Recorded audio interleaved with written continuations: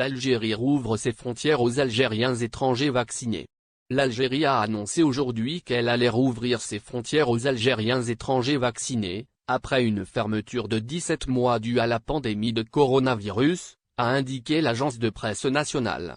Le ministère du Tourisme algérien a annoncé que le royaume ouvrira ses portes aux Algériens étrangers et lèvera la suspension de l'entrée pour les détenteurs de visas touristiques, à partir du 1er août, a rapporté l'agence de presse algérienne.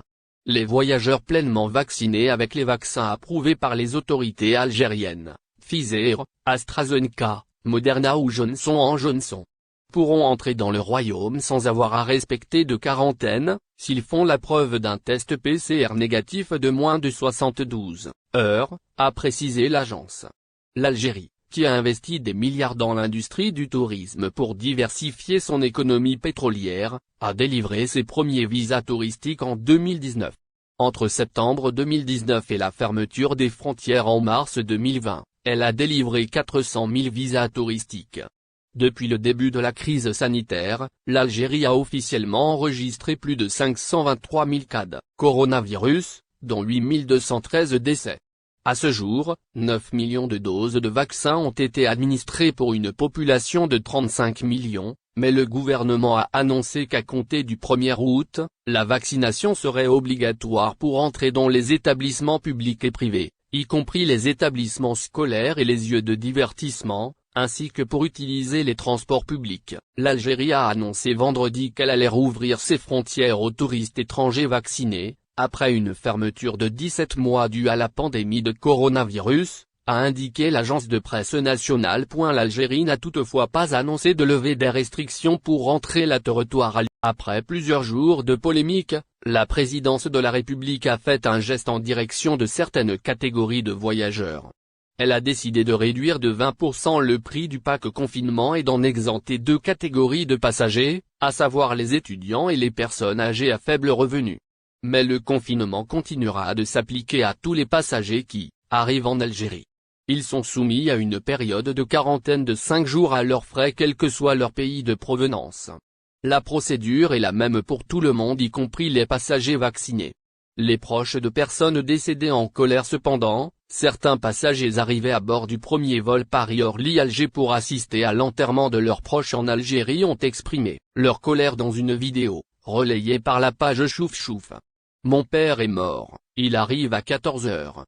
Il n'y a personne à la maison. On est tous confinés ici », affirme un voyageur depuis son lieu de confinement. « Laissez-nous assister à l'enterrement de nos proches. Laissez-nous partir », lance un autre passager arrivé de Paris qui a perdu sa mère et qui est empêché d'assister à son enterrement. Les passagers se disent prêts à signer un document où ils s'engagent à revenir effectuer le confinement après les enterrements de leurs proches. « Gardez nos passeports chez vous.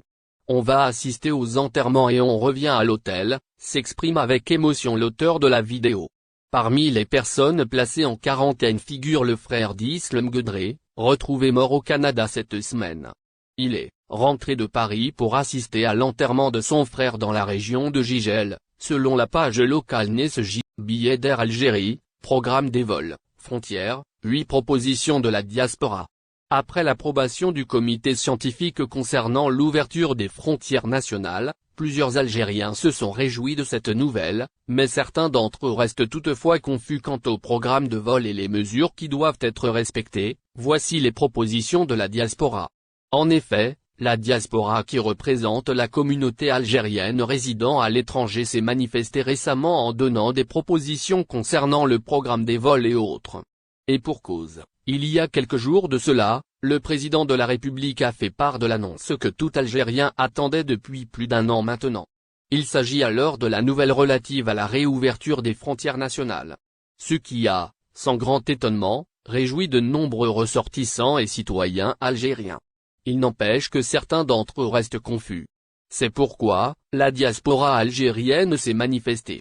Elle espère donc la clarification de certains points tels que le programme de vol, en plus d'autres questionnements. Cela par le biais d'un communiqué où il a été question d'un total de 8 points à mettre au clair. Ainsi, et selon le dit document, le groupe d'Algériens demande plus d'explications en ce qui concerne le terme ouverture partielle cité dans la déclaration gouvernementale. Est-ce que cela voulait dire, limiter le nombre de vols, interdire les voyages vers certains pays, ou carrément exclure certaines personnes de ce privilège?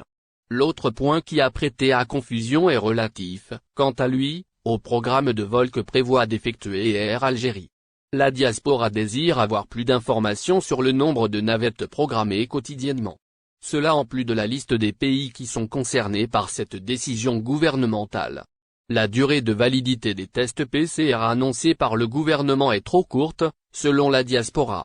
Le troisième point concerne cette fois-ci, le test PCR et plus précisément sa durée de validité.